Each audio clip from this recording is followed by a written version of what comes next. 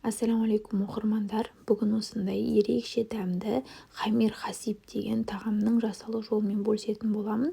Күнде бір тамақты жасай беріп шаршасаңыздар, осы тағамды жасап көріңіздер, сіздерге өте қатты ұнайды деп ойлаймын. Және де достар, менің каналыма тіркеліп, лайк басып, комментарий жазуды ұмытпаңыздар. Лайкты аямаңыздар, достар. Көп адамдар қарайды, бірақ лайк баспайды. Лайк тегін болғандықтан лайкты аямаңыздар, достар. Мені қолдап, видеоны соңына дейін қараңыздар. Ең алдымен қамырын дайындаймыз. Ол үшін шұңғыл ыдысымызға суымызды құямыз. Суымыз комнатный температурада болуы қажет. Одан кейін тұзымызды, жұмыртқамызды салып, жақсылап араластыратын боламыз. Одан кейін ұнымызды салып, біркелкі қамыр дайындаймыз. Қамырымыз осылай қолға жабыспау қажет. Енді қамырымызды бетін жауып қоямыз да, демалтып қойып қоямыз. Ішкі салмасын дайындаймыз. Ол үшін бізге күріш қажет болады. Күрішімізге ыстық суымызды құямыз да, шетке қойып қоямыз. Одан кейін сиыр етінен дайындалған фаршымызға ұсақтап туралған жуамызды саламыз. Және де дәміне қарай тұз, бұрыш, паприка және жаңағы күрішімізді, содан кейін сұйық май қосамыз аздап. Және де жақсылап араластырамыз қолымызбен.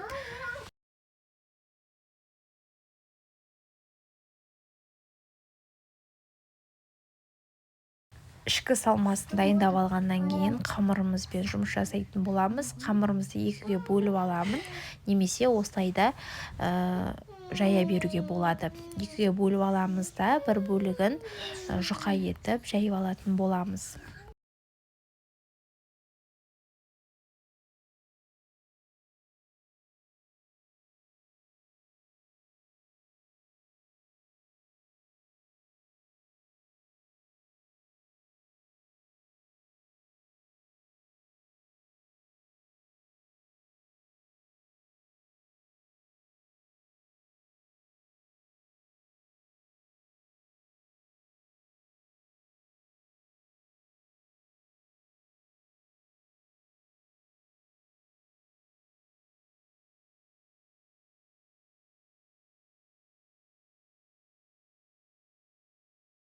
Осылай кесіп, бөліп алғаннан кейін жаңағы салмамызды осылай салып аламыз.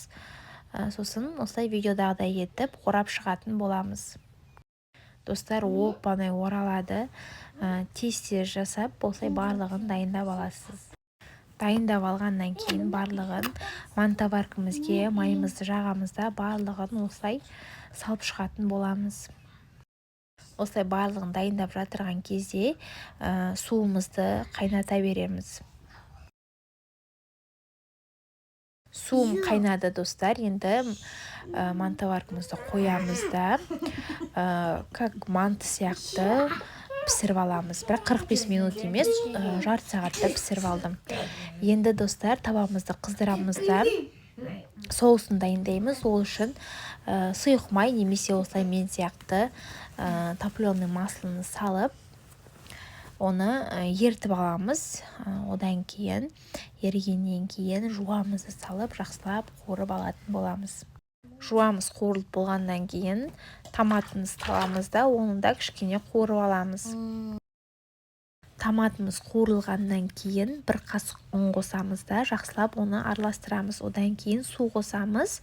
Дәміне қарай тұз, бұрышын қосып, кішкене газда қайнатып алатын боламыз.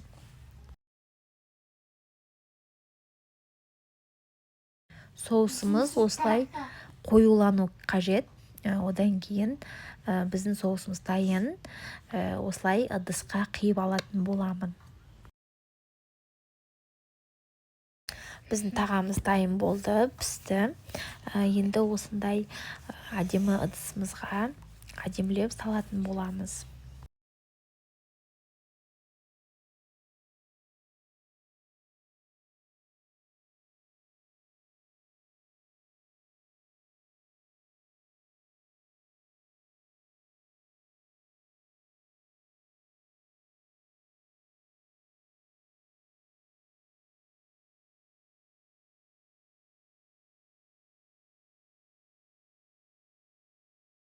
ыдысымызға тағамыз салып болғаннан кейін, яғни бір ғана слойын салдым осылай.